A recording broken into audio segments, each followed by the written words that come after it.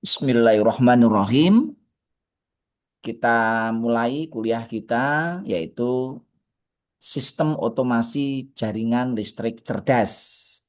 Nah, kemarin sudah kita bahas ya, pengantar kuliahnya seperti apa, gambaran kuliahnya nanti seperti apa ya. Nah, kita lanjutkan hari ini nanti kita akan membahas sistem tenaga listrik ya. Oke, kita mulai saja ya kuliah kita. Biodata singkat saya mungkin enggak perlu ya karena kemarin sudah kita sampaikan ya. Oke, kita masuk pada tujuan. Jadi tujuannya pada mata kuliah ini ya, terutama pada pokok bahasan ini ya kita yang pertama itu mengerti dulu ya. Yang kedua memahami. Yang ketiga kita bisa melakukan aplikasi atau mengaplikasikan. Yang keempat kita bisa melakukan analisis ya. Yang kelima, kita bisa melakukan evaluasi. Dan yang terakhir, harapannya nanti kita bisa melakukan apa? Inovasi. Nah, terkait dengan pekerjaan di bidang elektrikal ya, itu nanti terkait dengan bagaimana kita membuat perencanaan. Yang kedua, bagaimana kita melakukan pemasangan. Yang ketiga, bagaimana nanti kita melakukan pemeriksaan pengujian. Yang keempat, bagaimana nanti kita melakukan pengoperasian. Dan yang kelima adalah bagaimana kita nanti melakukan pemeliharaan. Nah, bagi teman-teman yang jadi guru di sini ya, ya berarti nanti ya memberikan bekal kepada siswa-siswa SMK. Nah, kalau yang bekerja di industri ya nanti tadi ya, pekerjaan kita itu wilayahnya ya seperti itu ya. Terkait dengan perencanaan ya, pemasangan, pemeriksaan pengujian, pengoperasian dan pemeliharaan ya. Nah, harapannya nanti setelah kuliah kita bisa memahami dengan baik, bisa menganalisis ya tadi ya, bisa melakukan evaluasi. Nah, kita bahas dulu sebagai pengantar yaitu tentang sistem tenaga listrik. Karena tema kita di sini, mata kuliah kita adalah sistem tenaga listrik yang otomasi dan cerdas atau smart ya. Kalau dalam bahasa aslinya ya smart grid ya. Bagaimana kita membangun smart grid? Nah, sebelum kita membahas smart grid, kita perlu membahas tentang sistem tenaga listrik yang konvensional atau sistem tenaga listrik yang tradisional. Nah, jadi sistem tenaga listrik itu kalau kita lihat di sini listrik dibangkitkan di pembangkit tenaga listrik. Nah, pembangkit tenaga listrik itu ada banyak di sini ya. Terdiri dari banyak pembangkit. Ini saya ambil kalau yang ada di Jawa, Madura, Bali, atau di Sumatera, atau di Kalimantan, atau di Sulawesi, atau di Papua ya. Jadi sistem kita itu dibangun dengan sistem yang namanya adalah interkoneksi. Kalau di Jawa, Madura, Bali itu namanya jam ali ya. Jawa, Madura, Bali. Kalau di Sumatera itu belum seutuhnya interkoneksi. Kalau di Sumatera masih Sumbakbar, Sumatera bagian barat. Sumbaksel, Sumatera bagian selatan. Ya. Terus ada Sumbak, apalagi ya, ini ya, di bagian timur dan lain sebagainya. Demikian juga Kalimantan. Kalimantan belum interkoneksi secara total. Sulawesi juga belum. Maluku, Papua juga belum. Tapi sebagian sudah interkoneksi. Nah, apa maksudnya sistem jaringan ya? Jaringan tenaga listrik itu menghubungkan antara komponen-komponen utama dari sistem tenaga listrik. Yang pertama itu pembangkit ya. Komponen yang kedua itu saluran transmisi. Komponen yang ketiga itu jaringan distribusi. Dan komponen yang keempat itu adalah konsumen atau pemakai atau pemanfaatan tenaga listrik. Sampai di sini bisa difahami semuanya ya. Bisa, Pak? Ya, Pak. Nah, jadi yang namanya pembangkit itu di Indonesia maupun di dunia itu banyak sekali jenis, banyak ragamnya. Ada yang konvensional, ada yang renewable. Yang konvensional ya pembangkit listrik yang menggunakan bahan bakar fosil. Yang menggunakan bahan bakar fosil ya diantaranya ada PLTU, uap, batu bara, PLTG, gas, PLTGU, gas uap. Itu menggunakan bahan-bahan fosil. PLTD, diesel.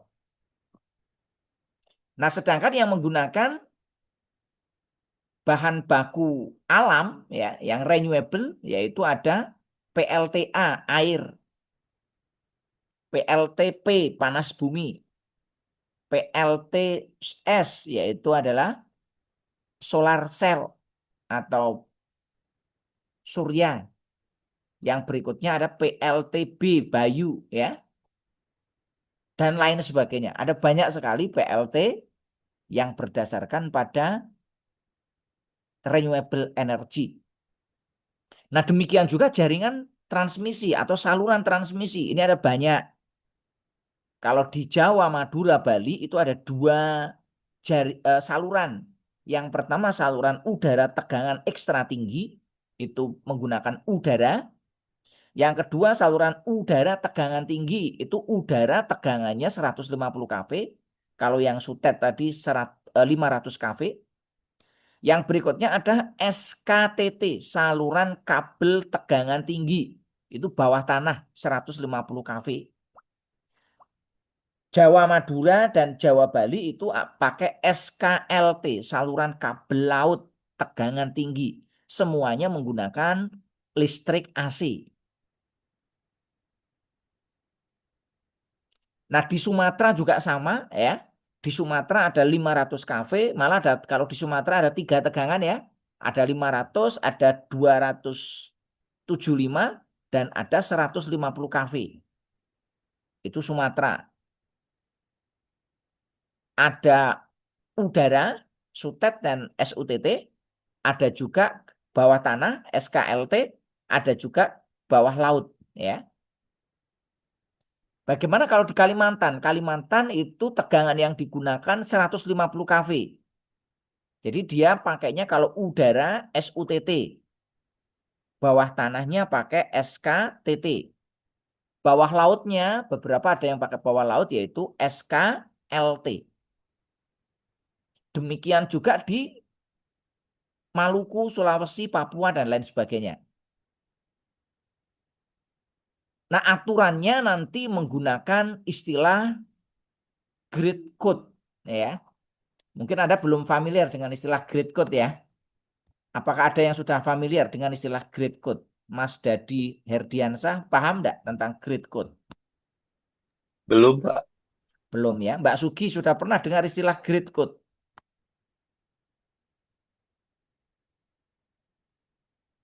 Mas Rian sudah pernah dengar istilah grid code?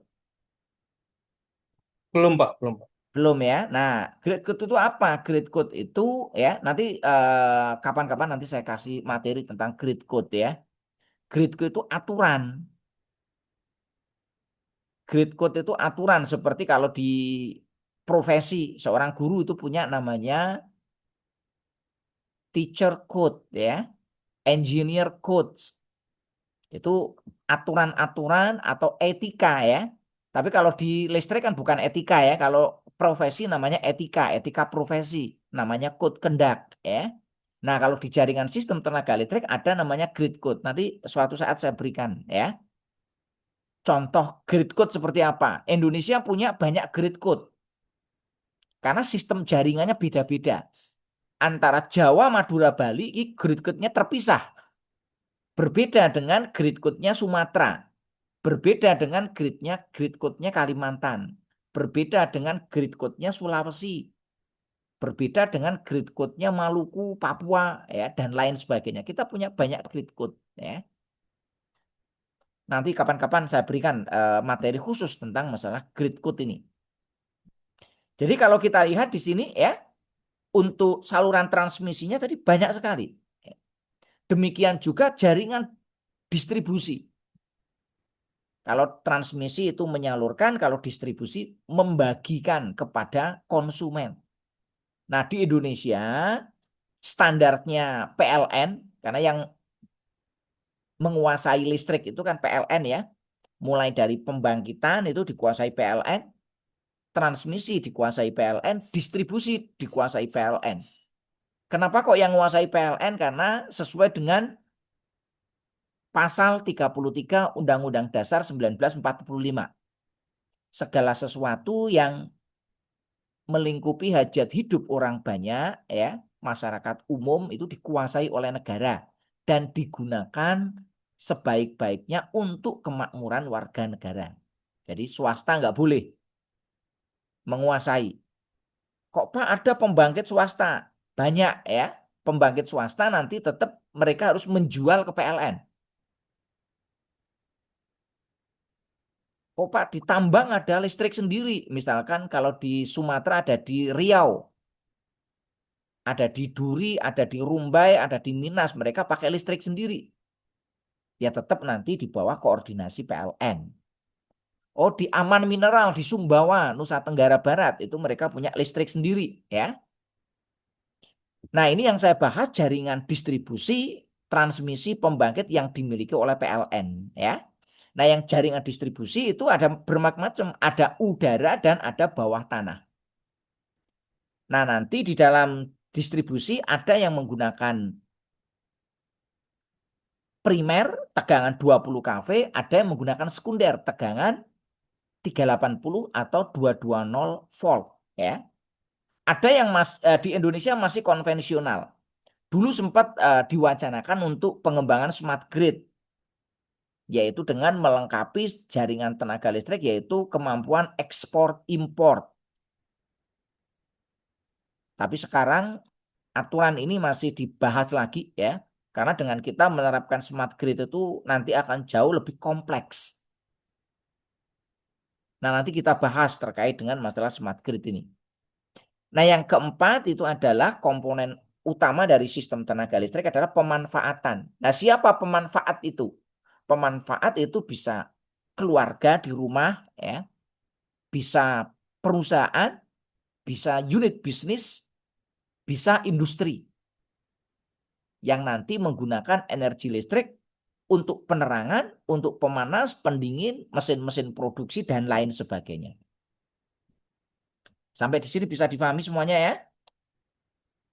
Baik, Pak, bisa. Bisa, Oke Pak. ya.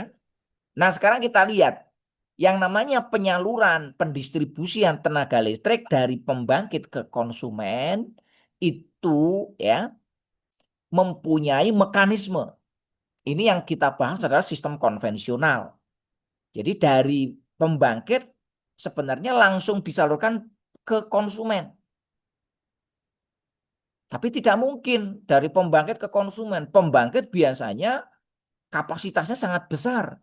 Sementara konsumen itu beragam. Ada yang besar, ada yang menengah, ada yang kecil. Maka ya di sini perlu ada saluran transmisi. Perlu ada jaringan distribusi. Konsumen dengan pembangkit biasanya jaraknya sangat jauh. Beratus-ratus kilometer. Contoh sederhana, pembangkit yang ada di Banten, yang menggunakan Jakarta, yang menggunakan Jawa Barat, jauh sekali. Maka di sini butuh saluran transmisi. Saluran transmisi tegangannya terlalu tinggi, digunakan ke konsumen, nanti konsumen nggak mampu, maka dibutuhkan jaringan distribusi. Nah, untuk meningkatkan efektivitas dan efisiensi, maka dibutuhkan unit pengatur beban atau UPB. UPB itu ya bagian dari PLN ya, yang nanti melakukan pemantauan kebutuhan konsumen, pemantauan kondisi jaringan, pemantauan kondisi dari saluran transmisi dan jaringan distribusi. Sehingga nanti ya UPB ini akan memberikan dispatch. Dispatch itu perintah. Perintah kepada siapa? Kepada yang pertama, masing-masing unit pembangkit untuk membangkitkan listrik sesuai dengan kontrak. atau sesuai dengan kondisi kebutuhan konsumen secara real time. Demikian juga nanti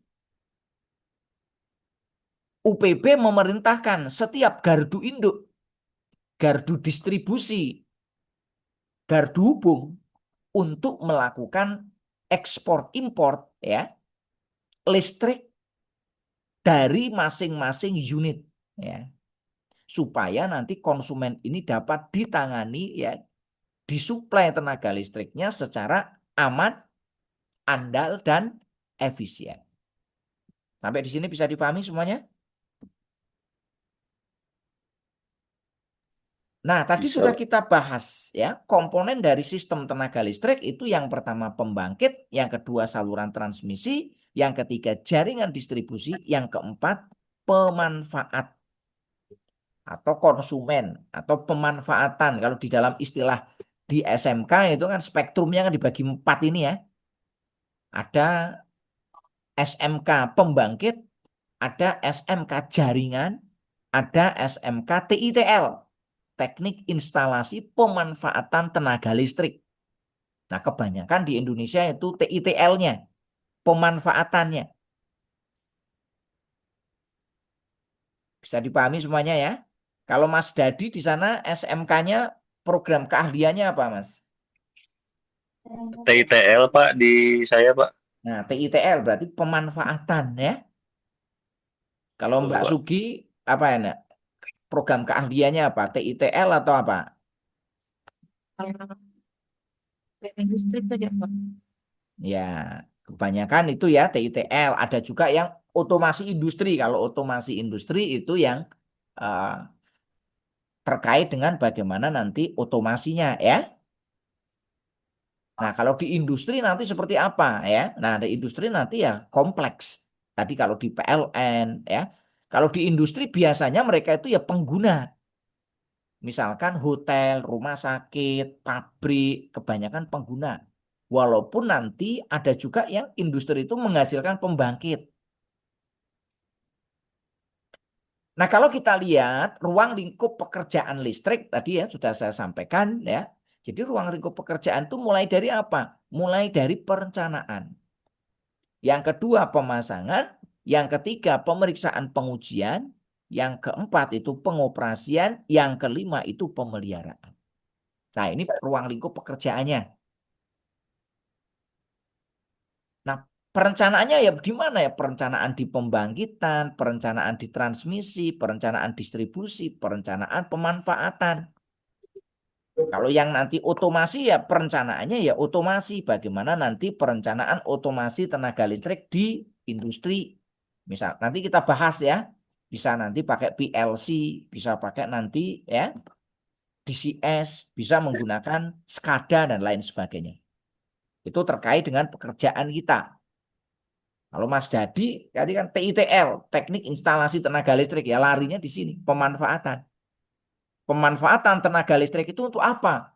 Paling banyak penerangan ya. Hampir semua konsumen yang menggunakan lampu untuk penerangan.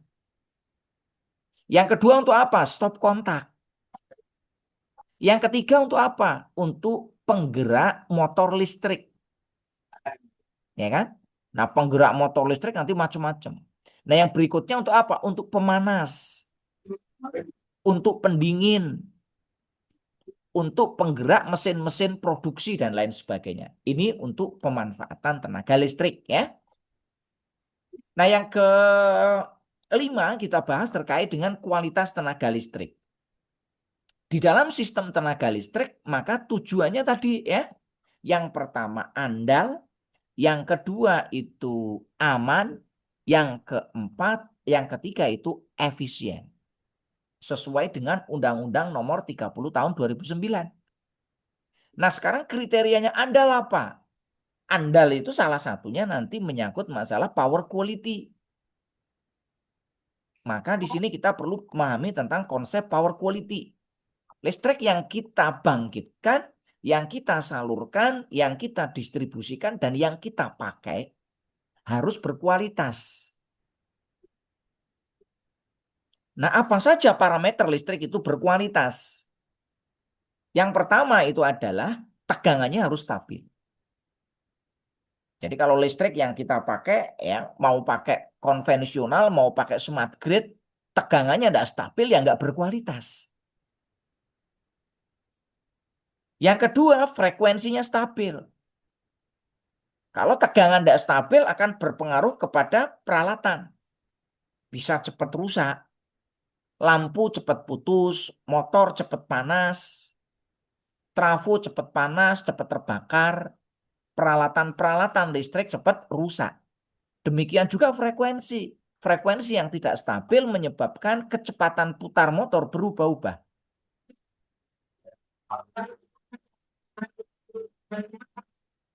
Yang ketiga, ya, listrik dikatakan berkualitas kalau bebannya seimbang. Sehingga arus fasanya seimbang. Urutan fasenya itu seimbang, tegangannya seimbang, urutan fasenya selalu konsisten, ya. Beberapa kasus ya di industri terjadi urutan fasenya berubah. Apa akibatnya? Ya akibatnya motor putarannya berubah arah. Ini pernah kejadian di Jogja ya. Beberapa industri di Jogja pernah mengalami ya tiba-tiba terjadi perubahan urutan fase. Yang tadinya RST berubah jadi RTS. Akibatnya apa? Ya, motor yang tadinya putar kanan berubah jadi putar kiri. Pompa berubah ya. Yang tadinya pompa itu nyedot air jadi nyemprot air. Maka ya dia gagal kerja. Kompresor gagal kerja. Fan yang tadinya putar kanan jadi putar kiri. Blower kebalik ya. Nah, ini bahaya sekali. Konveyor juga bisa berbahaya. Eskalator, lift ya. Itu karena urutan fasenya berubah. Nah, yang berikutnya tegangannya seimbang. Layanannya kontinu, bentuk gelombangnya sinus murni dan tegangan transiennya itu minimalis bahkan tidak ada.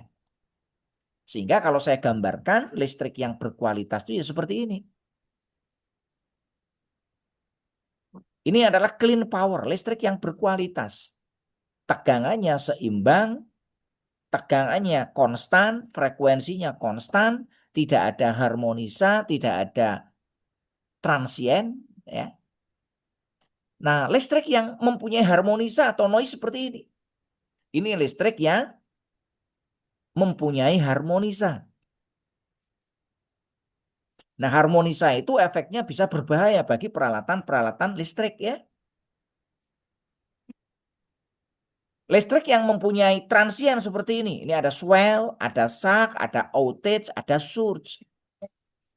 Nah, ini tantangan kita di dalam membangun jaringan listrik. Terutama di jaringan listrik cerdas. Mau kita menggunakan konvensional maupun cerdas, ya maka kita harus menghasilkan listrik ini yang berkualitas. Sampai di sini bisa difahami semuanya? Ada yang mau ditanyakan? Sebelum saya lanjut. Pak, mau izin bertanya, Pak. Ya, silakan Mas Dadi.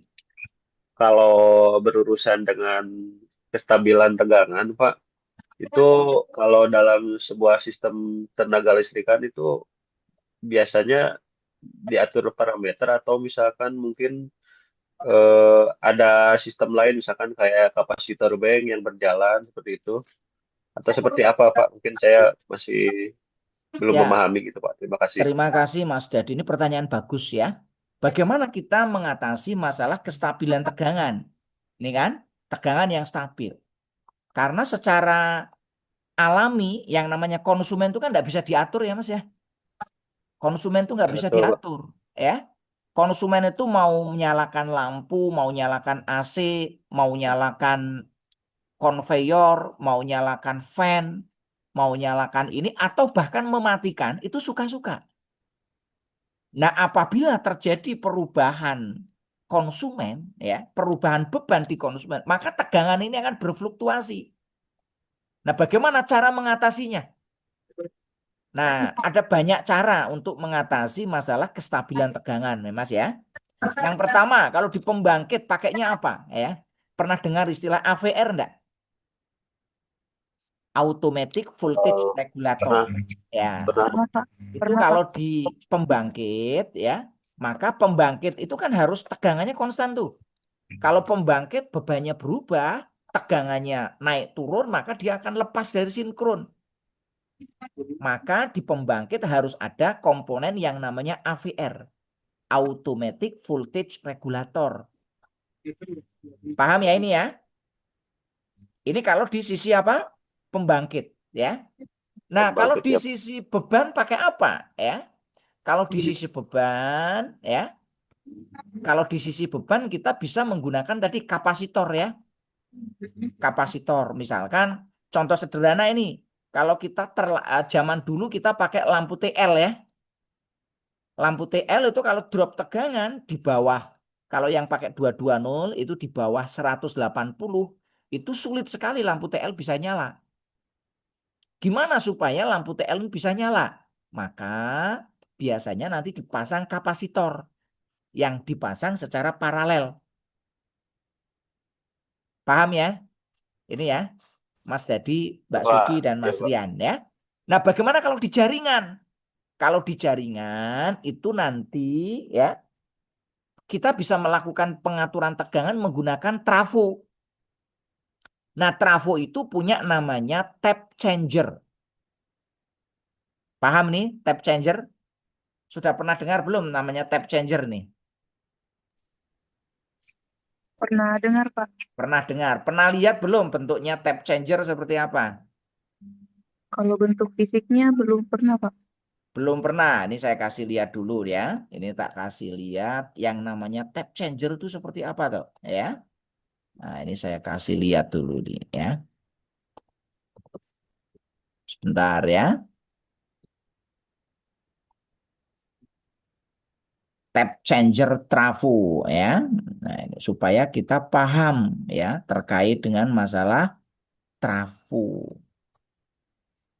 Ini saya carikan dulu materinya ada di mana ini ya.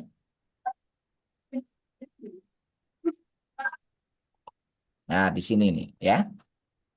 Terkait dengan trafo ya. Nah, tap changer itu apa sebenarnya? Tap changer itu kan kalau diterjemahkan sadapan ya.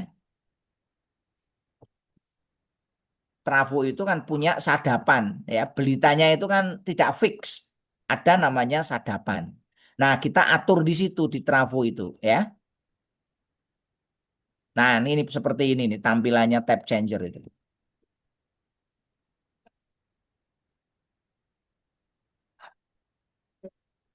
Bisa dipahami ini?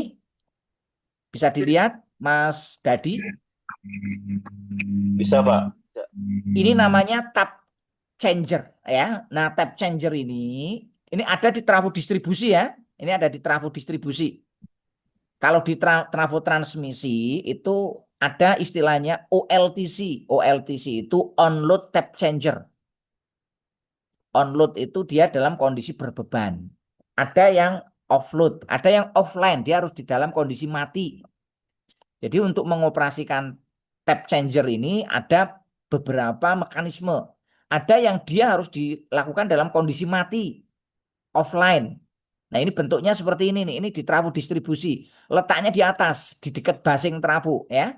Posisinya biasanya kalau distribusi ada 5. 1, 2, ini diputar ada 5 ya. Nah, nanti ada arahnya di sini. Nah, ini kalau kita atur pada posisi 1 ya. Ini ada di MV ya, ada di HV, high voltage ya. Kan trafo itu ada belitan HV, ada belitan LV. Yang belitan HV itu kalau di Indonesia kan tadi 20 kV kan untuk tegangan primernya ya. Tegangan sekundernya kan 400 atau 380 volt ya. Nah, ini nanti ada tap changernya. Kalau kita posisi 1 itu 21.000.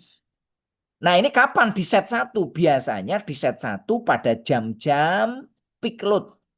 Peak load itu kalau di Indonesia pukul 17.00 sampai 22.00. Nah, kalau nanti tegangan di atas itu biasanya kan tegangannya kan naik ya. Nah, maka nanti bisa disetting lagi seperti ini. Ini cara yang ketiga. Jadi cara yang pertama itu pakai AVR di pembangkit, cara yang kedua itu di konsumen memasang kapasitor yang di paralel dengan peralatan ya. Nah, yang ketiga itu di jaringan kita bisa menggunakan trafo tap changer ini. Nah, cara yang keempat di jaringan juga bisa kita pasang kapasitor bank ya. Kalau di konsumen pasang kapasitor bank, kalau di jaringan kita pasang kapasitor yang dipasang seri atau paralel ya, yang fungsinya untuk memperbaiki profil tegangan. Nah, yang kelima kita bisa juga menggunakan pengaturan beban. Jadi kalau misalkan tegangannya turun ya, pembangkit tidak mampu menaikkan tegangan supaya pembangkit tidak lepas, maka UPB tadi melakukan pemadaman beban. Bisa difahami nih ya kawan-kawan? Nah, yang terakhir gimana? Yang terakhir kalau tegangannya naik, biasanya nanti ada yang namanya dummy load. Jadi terpaksa beban itu kita buang. Paham enggak ini?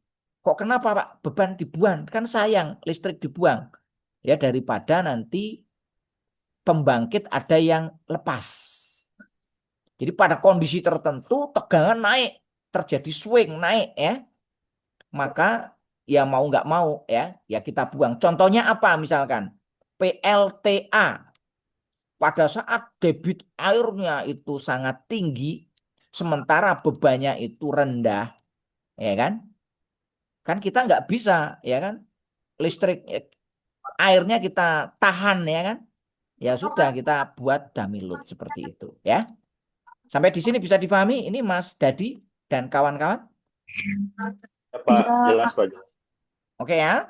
Kita lanjut ya materi kita terkait dengan tadi ya.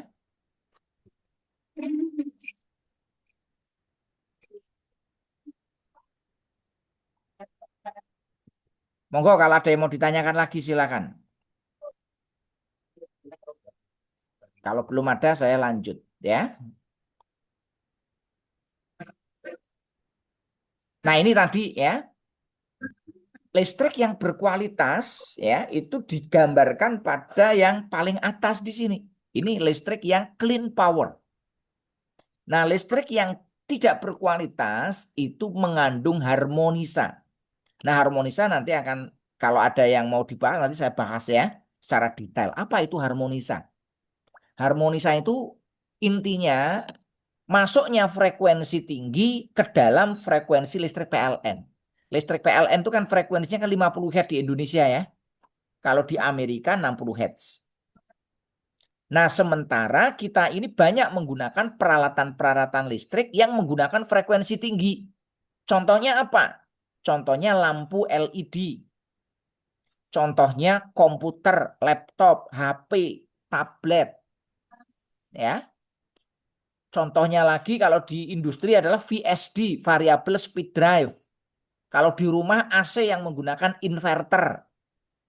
Pompa air yang menggunakan teknologi inverter. Di mana di situ listrik AC itu diubah menjadi listrik DC, nanti diubah lagi menjadi listrik AC dengan menggunakan teknologi switching.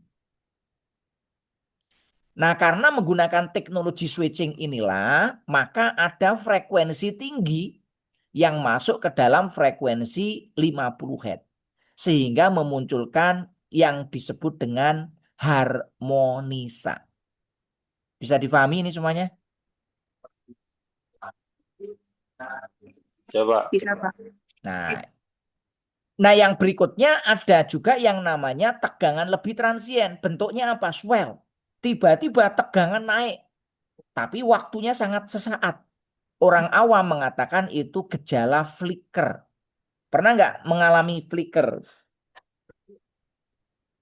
Listrik tiba-tiba itu naik, lampu tiba-tiba itu terang, habis itu normal kembali. Atau tiba-tiba lampu itu redup. Pernah, Pak. Pernah ya? Nah, ini bahaya ya. Terutama peralatan-peralatan industri ini sangat rawan. Kalau ada petir terkena surge, ini bisa sampai putus ya kan? TV terbakar. Kenapa kok TV tiba-tiba rusak? Karena ada surge ya. Maka ya ini harus kita atasi supaya listrik kita berkualitas. Kalau surge ya kita pasang alat yang namanya arrester. Pernah dengar ya arrester ya? Arrester atau SPD, Shoot Protective Device. Bukan sarjana pendidikan ya. Nah, kalau yang swell ini ya kita pasang apa ya? Kita pasang alat juga ya. Supaya nanti tidak menimbulkan bahaya ya. Nah, ini di channel YouTube saya sudah pernah saya bahas ya terkait dengan ini. Nanti Anda bisa akses lebih jauh. Apa sih swell itu? Apa itu shock? Apa itu outage? Apa itu surge? Apa itu harmonisa? Gejalanya seperti apa? Dampaknya seperti apa? Bagaimana cara melakukan mitigasinya? Nah, ini semua sudah saya bahas di kolom channel YouTube saya.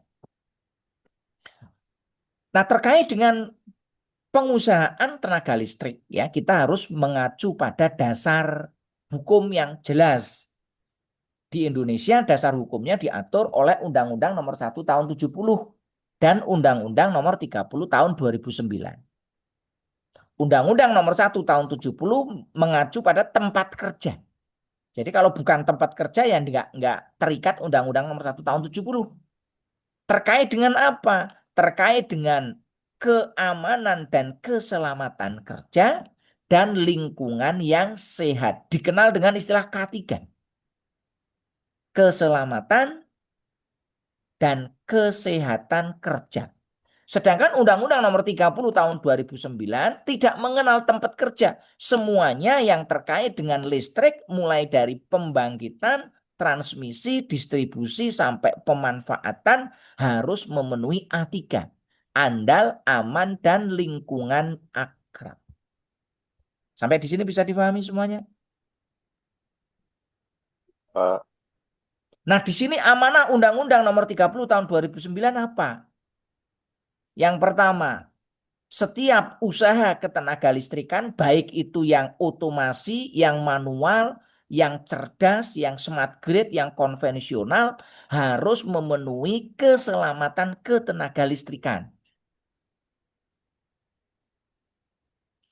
Yang kedua, peralatan yang digunakan wajib SNI atau standar negara lain yang diakui. Yang ketiga, ya, tenaga kerja yang terlibat, baik perencana, pemasang, pemeriksa, penguji, pengoperasian, maupun pemelihara instalasi listrik wajib mempunyai sertifikasi kompetensi. Yang keempat apa? Ya, setiap kegiatan ketenaga listrikan wajib memenuhi ketentuan perundang-undangan lingkungan hidup. Yang kelima, ya, setiap badan usaha penunjang, misalkan contoh sederhana ini ya, kampus mau masang instalasi listrik, yang masang bukan orang sendiri, bukan teknisi dari UNJ, misalkan yang masang dari perusahaan eksternal, maka perusahaan tersebut harus memiliki sertifikat badan usaha sesuai dengan klasifikasi dan kualifikasi. Dan yang terakhir, setiap instalasi listrik yang beroperasi wajib memiliki SLO. Bisa difahami semuanya ini? Jadi nanti ya misalkan kita mau pasang listrik, ya harus SLO dulu. Syaratnya SLO harus diperiksa dan diuji. Bisa difahami ini Mas Dadi, Mbak Suki, dan Mas Rian? Ya Bisa, Pak. Pak, jelas Pak. Ya, Pak. Nah, ini kalau saya gambarkan ya, amanah dari Undang-Undang Nomor 30 Tahun 2009 ya, supaya instalasi listrik itu aman, andal, dan efisien. Syaratnya apa? Syaratnya instalasi listrik itu baik instalasi di pembangkit, instalasi di transmisi, instalasi di distribusi maupun di pemanfaatan, baik di rumah, di tempat usaha, di pabrik, di industri, di instansi, maka yang pertama ya, yang pertama di sini yang masang, yang melakukan perencanaan, pemasangan dan pemeriksa harus punya sertifikat. Maka ini Mas Rian, Mas Dadi, ini Mbak Suki ya harus punya sertifikat kompetensi. Sebagai apa ya? Nah, tergantung pekerjaannya ya. Kalau pekerjaannya di bidang TITL ya berarti nanti sertifikasi di bidang TITL. Mulai dari perencana ya. Nah, ini kalau nanti mau jadi misalkan Mas Dadi mau jadi konsultan perencana ya harus punya sertifikat perencana. Kalau Mas Dadi punya misalkan nanti lembaga untuk yang tukang pasang ya. Misalkan apa? Yang biro instalatir ya. Biro instalatir ya harus punya sertifikat. Tidak boleh tidak. Mbak Sugi misalkan mau jadi pemeriksa, penguji, ya harus punya sertifikat. Yang kedua persyaratannya tadi alatnya harus SNI, nggak boleh abal-abal. Kalau nanti kita menggunakan pihak ketiga itu punya sertifikasi. Misalkan kita konsultannya kita nyewa, ya kan? Misalkan Mas Dadi punya bisnis atau Pak Rian punya bisnis terkait dengan instalasi listrik. Konsultannya nggak punya nih, ya kan? Pakai konsultan dari luar, maka konsultannya harus punya sertifikasi. Ya, paham ya? Nah, pemasangan harus memperhatikan SNI PUIL. Setelah dipasang, wajib dilakukan riksa uji. Apa saja yang diriksa uji? Bagaimana cara riksa ujinya? Nah, itu silakan lihat di channel YouTube saya sudah lengkap saya bahas. Riksa uji mulai dari riksa uji dokumen, riksa uji visual, riksa uji pemasangan, sampai pengujian. Apa yang diuji? Yang diuji biasanya adalah tahanan isolasi. Cara ngujinya pakai meger. Yang diuji apa? Drop tegangan. Yang diuji kontinuitas. Yang diuji polaritas. Yang diuji fase netral ground itu apakah sudah benar atau belum. Yang diuji groundingnya sudah benar atau belum. Kalau motor yang diuji itu adalah tahanan isolasi, polaritas indeks, DAR, ya itu yang wajib diuji. Kalau diuji lolos maka akan dapat SLO. Paham semuanya ini? Setelah dapat SLO Nah, maka Pak. ya harus dilakukan pengoperasian dan pemeliharaan dengan baik. Sudah dapat SLO, pengoperasian tidak baik ya bisa terjadi kecelakaan. Nah, ini sebagai mahasiswa teknik elektro bidang instalasi listrik harus paham ini. Kalau nggak paham ini bahaya. Karena pekerjaan listrik bukan pekerjaan yang coba-coba. Bukan pekerjaan trial and error. Maka kalau Mas Dadi sebagai guru cara ngajarinya begini ya. Aturannya jelas, standar yang dipakai jelas, teorinya jelas. Kompetensinya terarah. Kalau tidak bahaya. Nah, kalau bahaya gimana ya? Nanti akan di blacklist oleh perusahaan. Wah, saya nggak mau pakai lulusan dari sini ya. Kenapa? Karena kompetensinya tidak jelas. Ada yang mau ditanyakan? Silakan kalau ada yang mau ditanyakan.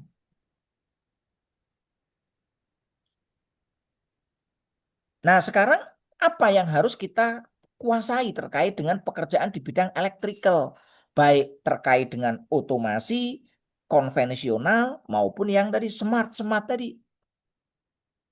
Maka seorang pekerja electrical harus punya pegangan. Apa pegangannya? Yang pertama, kita harus ngerti teori kelistrikan. Hukum Ohm, hukum Ampere, hukum Kirchhoff, hukum kekekalan energi, itu harus ngerti ya. Kalau nggak ngerti, itu kita di dalam melakukan pekerjaan kadang-kadang tanpa dasar. Kalau tanpa dasar bahaya. Yang kedua yang perlu dikuasai yaitu standar. Nah, standar nanti saya jelaskan ya. Yang ketiga peraturan, yang keempat rule of thumb atau thumb of rule. Ini biasanya teman-teman di industri itu nggak seneng teori, tapi senengnya thumb of rule.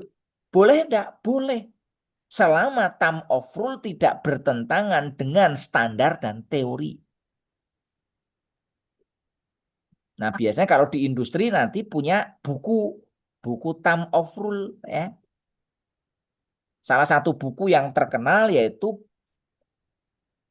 ini ya, Black apa gitu namanya ya, tentang electrical ya. Nanti saya kasih tahu ya. Monggo ada yang mau ditanyakan sebelum kita lanjut ya. Sudah jelas semuanya? Jelas, Pak.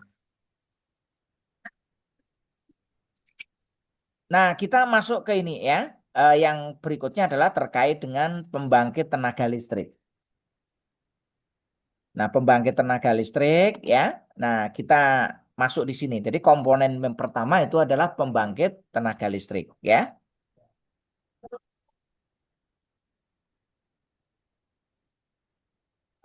Nah, kalau kita lihat pembangkit tenaga listrik, kali ini deh.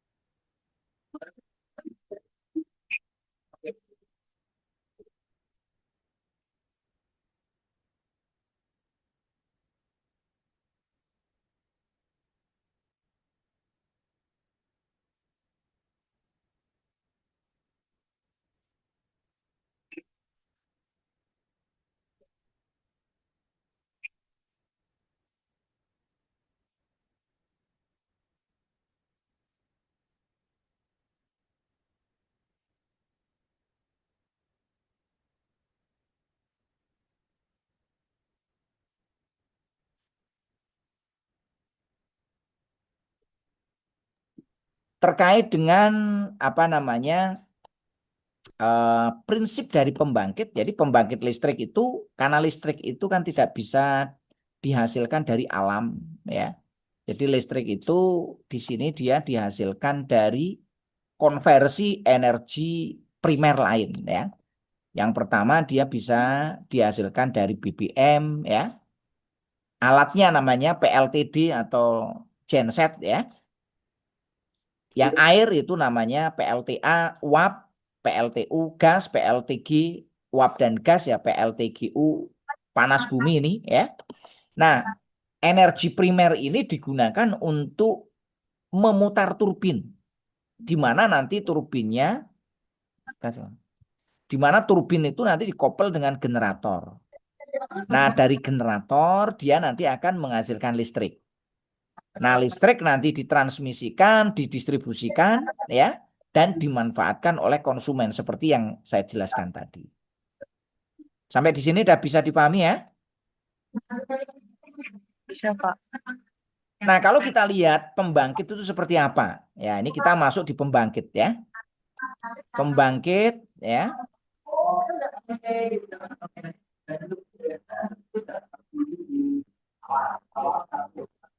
Sebentar, ini ada kesalahan. Oke ya. Kita lihat di sini. Pembangkit itu prinsipnya seperti apa? Ini kalau kita lihat di sini, pembangkit itu tadi ya. Pembangkit itu terdiri dari beberapa komponen utama. Komponen pertama yang utama yang terkait dengan listrik itu ya generatornya ya. Nah, biasanya generator itu menggunakan generator sinkron. Nah, di sini ya dia diputar pakai turbin. Nah, turbin digerakkan pakai apa? Tergantung dari ya. Kalau PLTU ya oleh steam. Kalau PLTG oleh gas. Nah, nanti generator akan menghasilkan listrik di sini. Ya, tentu saja listriknya nanti tegangannya dinaikkan menggunakan trafo, baru nanti dikirim ke saluran transmisi.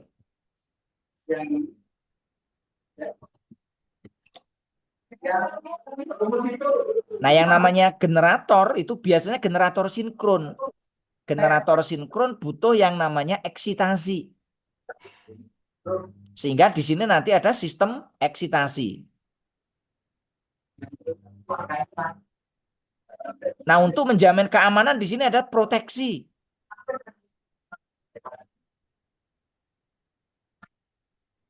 Proteksi butuh yang namanya CT dan PT.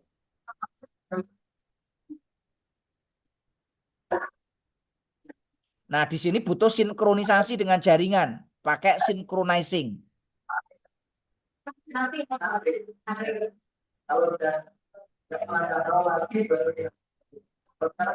Nah, di sini ada trafo auxiliary. Ya, ini untuk apa trafo auxiliary? Jadi kalau di pembangkit itu ada trafo auxiliary.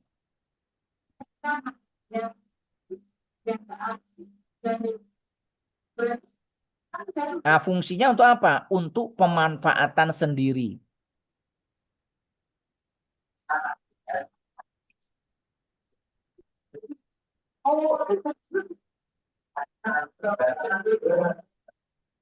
Jadi nanti trafo auxiliary ini digunakan untuk pemanfaatan sendiri. Pemanfaatan sendiri itu apa? Jadi nanti yang namanya pembangkit juga butuh listrik ya. Ini kan dia dapat dari listrik dari gardu induk ya. Yang nanti digunakan untuk apa? Untuk menggerakkan tadi nih ya. Untuk menggerakkan pompa, menggerakkan kompresor, konveyor, dan lain sebagainya. Termasuk pendingin ya. Sebelum generator itu menghasilkan listrik. Nah, kalau dia sudah menghasilkan listrik, ya nanti dia bisa mengambil listrik dari yang dihasilkan. Sampai di sini bisa difahami semuanya terkait dengan prinsip pembangkitan tenaga listrik. Ya. Pak. Apa? Nah, ini jenis-jenis pembangkit ya. Pembangkit ada dua, konvensional dan renewable. Yang konvensional di sini ada PLT uap ya, PLT diesel, PLT gas, PLT gas uap, ini PLT nuklir dan ini PLT MG. MG itu mesin gas. Mesin gas itu artinya dia yang utama adalah gas dan solar ya.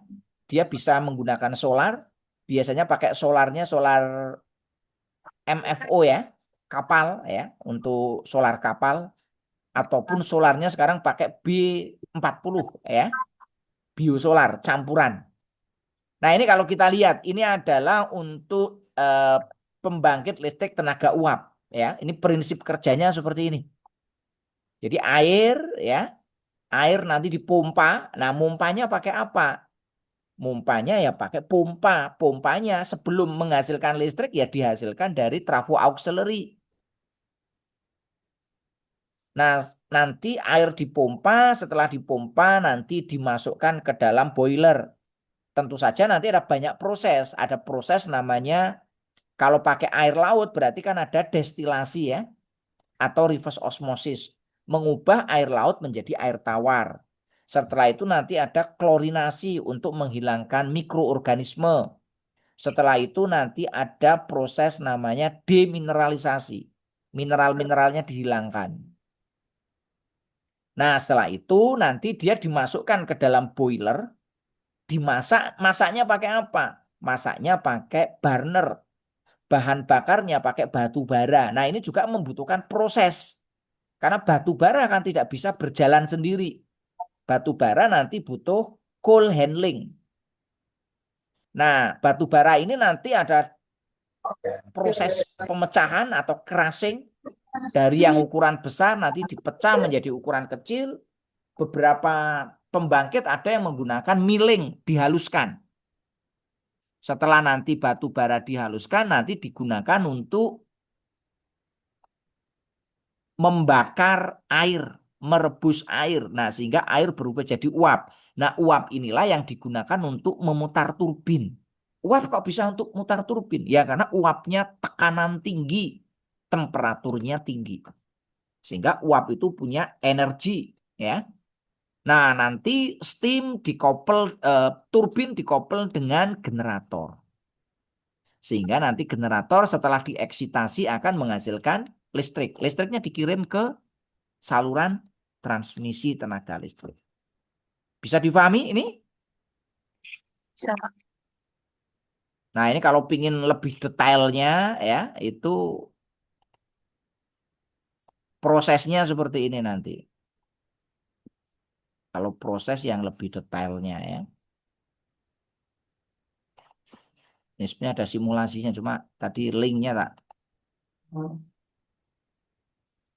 nggak jalan linknya ini ya. Nggak apa-apa.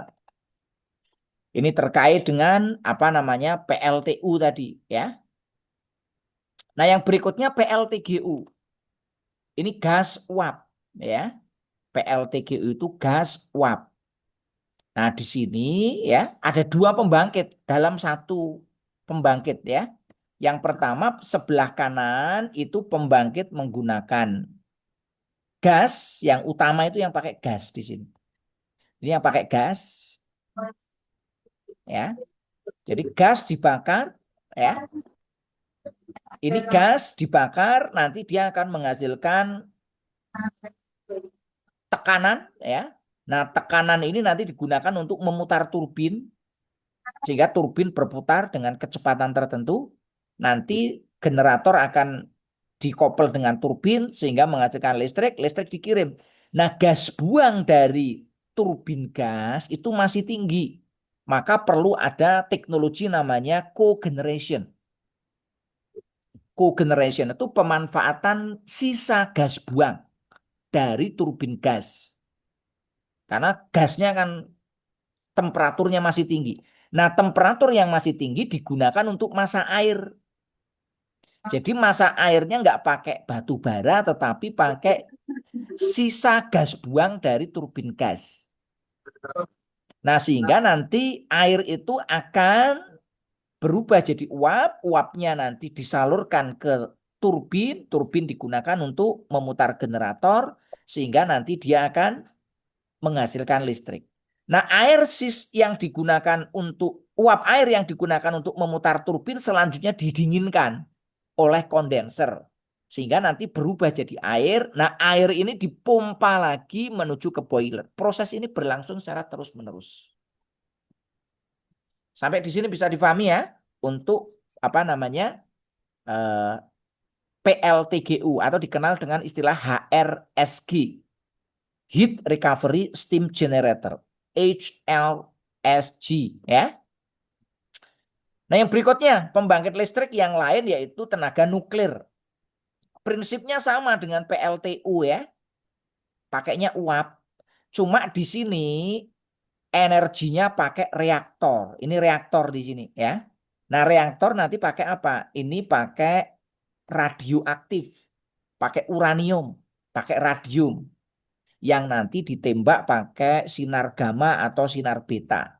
Sehingga nanti uranium itu menjadi tidak stabil, maka akan terjadi tumbukan. Nah, karena terjadi tumbukan reaksi fisi ini, maka dia akan menghasilkan energi yang luar biasa. Berupa apa? Berupa panas.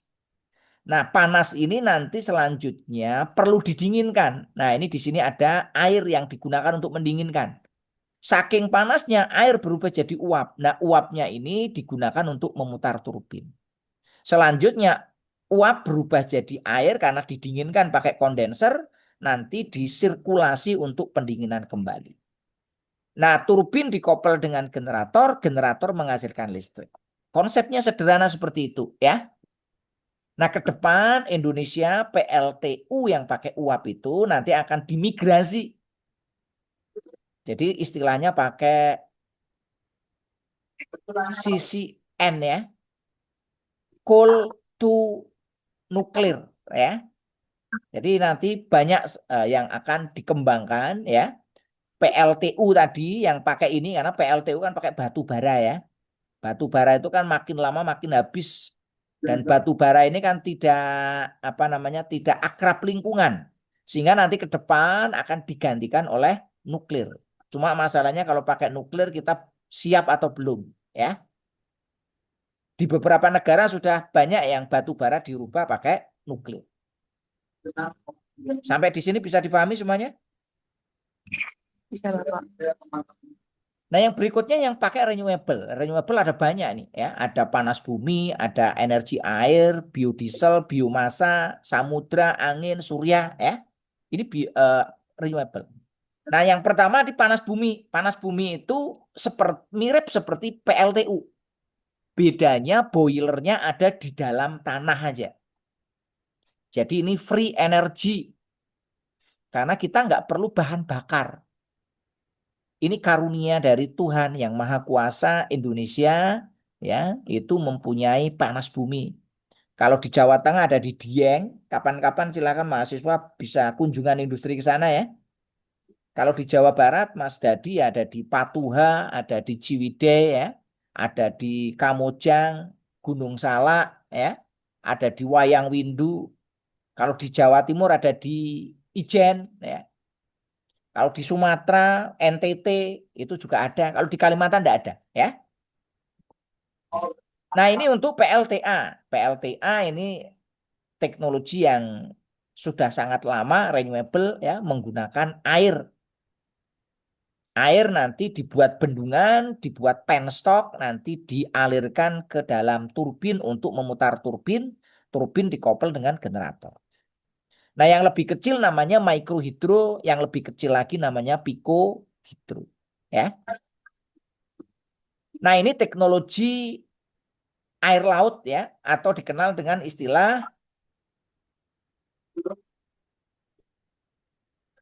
deep sea water plant ya, deep sea water plant. Jadi ini memanfaatkan perbedaan temperatur antara air laut yang ada di permukaan dan yang ada di laut bagian dalam. Nah, di sini menggunakan prinsipnya adalah evaporasi dengan menggunakan evaporator sehingga nanti di sini muncul tekanan. Jadi nanti dengan proses evaporasi ini akan dihasilkan uap yang bertekanan. Nah, uap yang bertekanan inilah yang nanti digunakan untuk memutar turbin. Ini termasuk renewable, ya. Bisa dipahami semuanya ini? Yang berikutnya PLT Bayu, ya. Ini renewable juga, ya. Yang berikutnya nanti ada PLTS Surya, ya.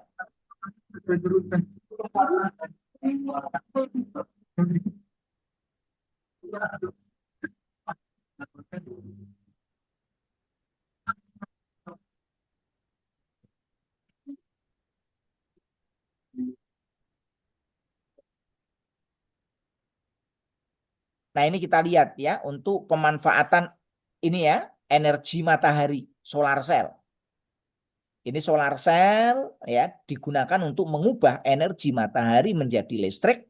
Selanjutnya nanti kalau kita pakai off grid ya kita butuh baterai. Kalau kita pakai on grid kita nggak butuh baterai. Tergantung kita modenya kan, kita bisa dua mode, on grid atau off grid ya. Ya kalau on grid di sini butuh ini ya, control charger untuk mengisi baterai. Setelah itu nanti butuh inverter untuk mengubah dari listrik DC menjadi AC karena energi matahari itu diubah oleh panel surya menjadi energi DC bukan AC. Nah, prosesnya nanti sama di sini ya, dari inverter menuju panel, dari panel nanti menuju beban. Nah, backupnya pakai apa? Ya kalau matahari kan intermittent ya, putus-putus. Kalau malam hari ya terpaksa nanti kita gunakan ini ya dari PLN, trafo ya. Atau kalau tidak ya kita gunakan genset. Sampai di sini bisa dipahami semuanya? Nah, Ya, sekarang Pak. kita lihat pembangkit listrik masa depan. Ini pembangkit listrik masa depan pakainya adalah reaktor nuklir. Tapi nuklirnya bukan fisi seperti yang tadi saya jelaskan, tetapi pakai reaksi fusi. Reaksi fusi menggunakan ya reaktor tokamak. Nanti silakan Anda searching di Google ya tentang reaktor fusi nuklir. Jadi kebalikan dari reaksi fisi itu pecah ya atau peluruhan. Kalau reaksi fusi itu penggabungan. Apa yang digabung? Yang digabung adalah atom hidrogen. Atom hidrogen dalam bentuk isotop, yaitu isotop deuterium dan tritium. Apa yang dimaksud dengan isotop? Isotop itu atom yang telah kehilangan elektron.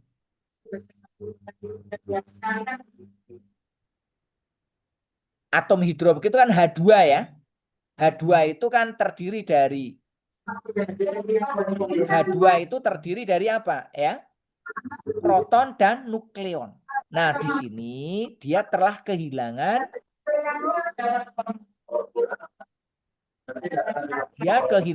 protonnya ya. Karena dia kehilangan protonnya, maka dia berubah menjadi namanya isotop. Deuterium harusnya hidrogen itu kan 2 proton dan 2 neutron. Dia kehilangan 1 proton dan 1 neutron. Sedangkan tritium dia kehilangan 1 proton. Paham di sini? Jadi deuterium dan tritium itu diproses dari atom hidrogen. Atom hidrogen diproses dengan menggunakan reaksi kimia ya, sehingga nanti struktur atom hidrogen itu berubah menjadi isotop atau dikenal dengan istilah plasma. Nah, plasma inilah bentuk keempat dari material. Mungkin Anda mengenal bentuk material itu kan ada 3 ya. Padat, cair, gas. Sebenarnya ada bentuk yang keempat yaitu namanya plasma. Plasma itu adalah gas yang terionisasi. Nah, kalau di dalam istilah kimianya disebut dengan istilah isotop. Untuk atom hidrogen, isotopnya namanya deuterium dan tritium. Nah, deuterium dan tritium inilah yang dipaksa untuk bereaksi. Isotop itu muatannya positif. Deuterium itu positif, tritium juga positif. Dengan positif, kalau dalam kondisi normal ya tidak mungkin bereaksi. Maka harus dipaksa. Maksanya pakai apa? Maksanya pakai temperatur yang sangat tinggi dan medan magnet yang sangat kuat. Nah, inilah PR ya. Bagaimana kita bisa menghasilkan reaktor fusi yang efektif dan efisien. Nah, dengan reaksi fusi inilah dihasilkan gas helium dan juga neutron disertai dengan pelepasan energi yang sangat besar. Nah, proses inilah yang terjadi di inti matahari. Sehingga inti matahari mulai dari zaman Nabi Adam diciptakan sampai sekarang energinya tidak pernah habis. Nah, inilah yang ingin ditiru oleh manusia, menciptakan sumber energi abadi di dunia ya, tetapi buatan. Paham semuanya? Nah, Paham, Pak. terkait dengan sistem renewable energy di sini sifatnya intermittent. Karena sifatnya intermittent, dia butuh hybrid, kombinasi antara sistem AC dan DC. Tadi sudah saya jelaskan ya, listrik itu hanya bisa disimpan dalam bentuk DC. Maka di sini butuh sistem hybrid. Butuh sistem AC, butuh sistem DC. Maka di sini perlu arsitektur sistem tenaga listrik hybrid. Perlu teknologi storage, perlu teknologi energy management system yang nanti menjadi cikal bakalnya dalam bentuk smart grid. Ya. Sampai di sini bisa dipahami semuanya? Bisa, Pak. Coba. Ada yang mau ditanyakan? Saya yang bertanya, Bapak, Ya, silakan. apakah ada yang bahan material pada saat membuat reaktor fusi helium, hidrogen, Pak, khususnya tuh untuk deuterium, deuterium dengan tritium, Pak. Ya, untuk reaktornya ya pasti butuh ya. Karena ini untuk apa namanya? Mereaksikan deuterium dan tritium itu, matahari itu kan butuh temperatur 15 juta derajat Celcius. Jadi deuterium dan tritium itu dalam kondisi normal nggak mungkin bereaksi. Karena sama-sama atom positif. Isotop positif itu nggak akan bereaksi. Maka di matahari itu dipaksa dengan temperatur yang sangat panas. Berapa temperaturnya? 15 juta derajat Celcius. Nah, di bumi kita membuat deuterium dan tritium ya. Para ilmuwan itu ternyata temperatur 15 juta derajat Celcius, mereka itu juga belum bereaksi. Maka dibutuhkan temperatur hingga 75 juta derajat Celcius. Nah, ini masalahnya. Bagaimana kita menciptakan material ya yang bisa menahan temperatur 75 juta derajat Celcius. Itu yang pertama, materialnya apa yang bisa tahan. Yang kedua, ya kan? Bagaimana caranya menghasilkan temperatur se ekstrim itu? Nah, maka para reaktor membuat teknologi namanya tokamak. Nanti silakan bisa dicari ya di internet ya, reaktor tokamak ya. Jadi supaya mereka bisa membuat temperatur sebesar itu tanpa melelehkan tabung reaktornya. Tabung reaktornya tetap sama dengan reaktor biasa ya. Kok kenapa dia bisa menahan temperatur 100 juta derajat Celcius ya?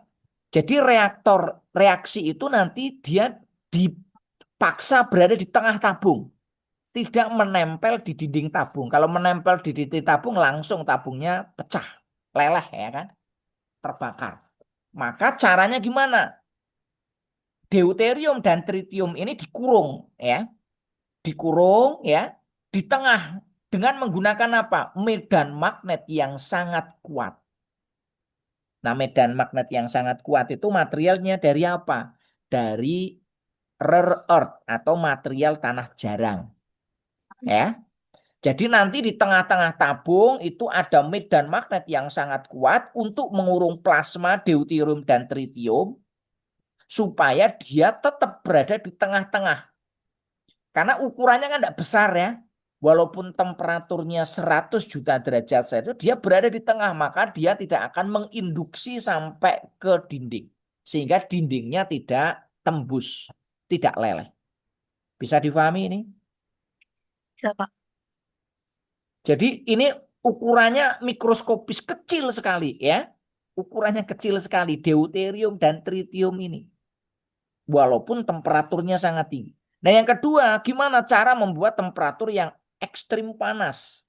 Ya, membuat pemanasannya nanti bertingkat menggunakan berbagai macam teknologi pemanasan. Jadi pemanasannya itu kayak plasma seperti kita ngelas ya. Paham ya? Las itu kan temperaturnya sangat tinggi, tapi tukang lasnya kan tidak merasa kepanasan ya. Ini Ya, gambarannya seperti itu. Paham kan? paham, Pak. Paham. Las itu kan kalau kena tangan ya sudah, tangan langsung tembus, baja aja langsung tembus ya kan. Tetapi di situ kita yang berada di situ kan tidak merasakan karena memang di situ lasnya difokuskan di tempat tertentu. Sama dengan reaktor ini ya. Jadi materialnya sama. Nah, gimana untuk mereaksikan deuterium dan tritium itu teknologinya sederhana sebenarnya. Pakai teknologi plasma ini udah banyak digunakan ya. Ada yang mau ditanyakan lagi? Silakan.